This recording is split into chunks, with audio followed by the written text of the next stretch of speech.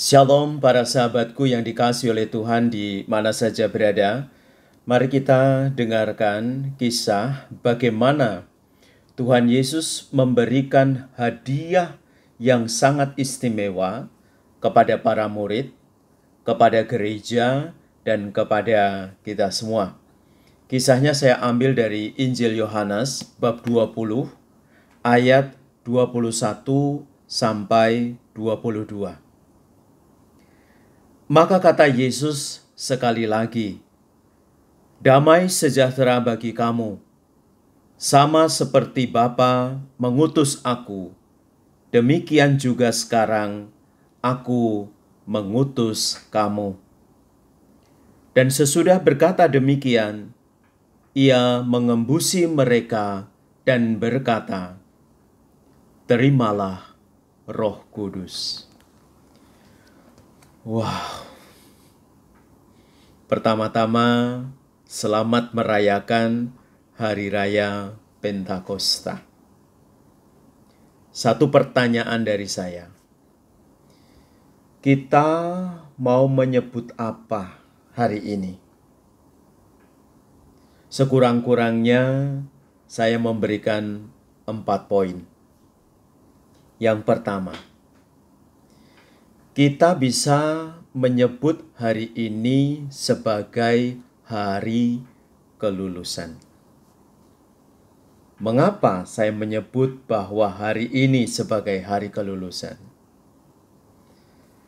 Karena saya tahu selama 9 hari para sahabat sudah mengikuti yang namanya novena Roh Kudus. Saya percaya para sahabat mengikuti novena ini tidak bolong-bolong, alias disiplin.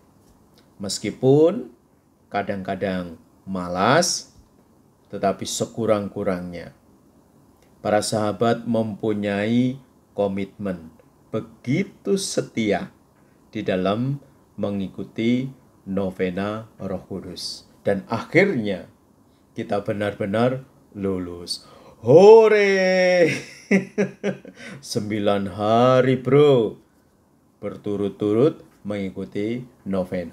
Maka saya berani menyebut hari ini adalah hari kelulusanmu. Itu yang pertama. Lalu yang kedua, saya juga berani menyebut bahwa hari ini adalah hari pembaharuan bagi hidupmu. Dalam novena, juga dalam refleksi saya yang saya kirim lewat media massa, Instagram, lalu Facebook, saya secara khusus merenungkan dari Galatia bab 5 ayat 22 sampai 23. Isinya tentang buah-buah Roh Kudus. Dan selama 9 hari saya sudah mengulasnya satu persatu. Dan saya yakin ada 1, 2, atau 3, 10, atau banyak dari para sahabat yang mengikuti novena ini benar-benar merasakan bagaimana hidupnya itu dipimpin oleh Roh Kudus.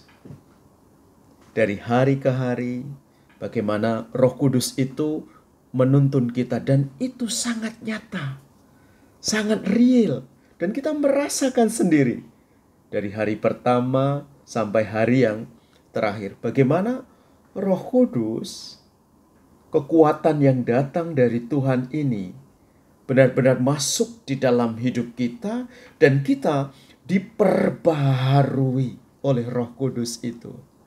Kadang-kadang kita merasa bahwa, oh ini kekuatanku. No, itu adalah kekuatan Roh Kudus yang bekerja di dalam hidupmu, dan dari situlah kamu akhirnya bisa merasakan, wow, begini ya caranya Roh Kudus itu bekerja di dalam diri kita, dan kita merasakan pembaharuan yang luar biasa.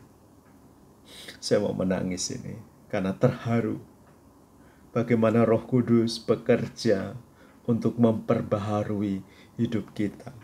Dan kita bisa menyebut hari ini adalah hari pembaharuan bagi hidupku. Lalu yang ketiga, saya berani menyebut hari ini adalah hari kemenangan bagimu. Kamu akhirnya menjadi seorang pemenang. Dan ini juga berkaitan dengan bagaimana Roh Kudus membantu kita mengalahkan kedagingan kita. Karena ketika kita merenungkan buah-buah Roh Kudus dari Galatia bab 5 ayat 22 sampai 23, kita bisa merasakan bagaimana buah-buah Roh Kudus yang diberikan kepada kita itu akhirnya membantu kita untuk bisa mengendalikan kedagingan kita. Karena para sahabatku, kalau misalnya kita tidak bisa mengalahkan kedagingan kita, yang terjadi adalah kita jatuh di dalam dosa dan ujung dari dosa itu adalah maut. Tentu tidak ada dari para sahabat yang kemudian jatuh dalam dosa yang berat, lalu akhirnya adalah yang kita dapatkan maut. Kesengsaraan yang kekal. Tapi dalam novena yang kita lewati selama 9 hari, Tuhan menuntun kita menjadi seorang pemenang dan kita bisa mengalahkan kedagingan kita. Dan kemudian sekarang yang terjadi adalah kita bisa mengatur kebutuhan antara kedagingan kita dan roh kita.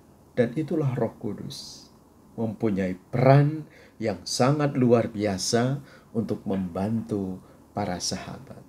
Yakin dan percayalah, sekarang tubuh, jiwa, roh, pikiran kita benar-benar dibantu oleh Roh Kudus sehingga kita menjadi pribadi yang seimbang.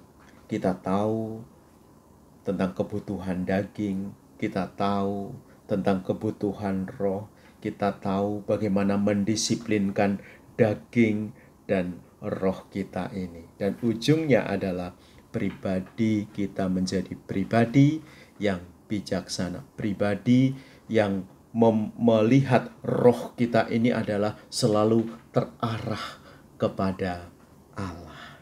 Dan itulah peran dari Roh Kudus. Luar biasa bukan? Oke. Lalu yang keempat, hari ini saya berani menyebut sebagai hari kelahiran gereja. Dan siapakah gereja itu? Gereja itu adalah kita semua yang percaya kepada Tuhan Yesus. Dan yang menarik adalah ketika kita merefleksikan tentang keberadaan kita sebagai gereja, sebagai pribadi yang percaya kepada Tuhan, lalu yang muncul adalah dalam perjalanan refleksi ini, sekurang-kurangnya yang saya alami, saya menjadi begitu bangga menjadi bagian dari gereja.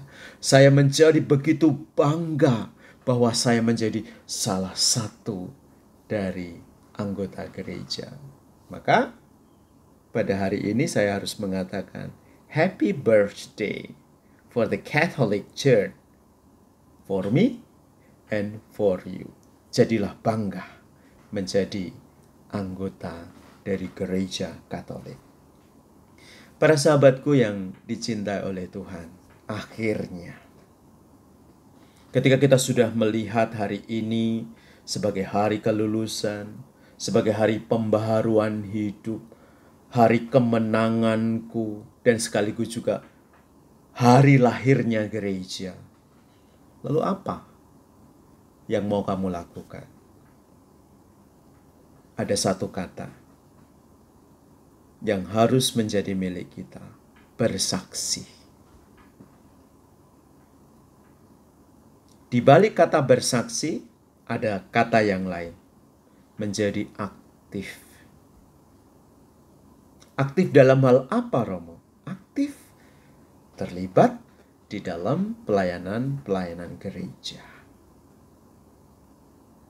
Jangan sembunyi. Jangan malas-malasan.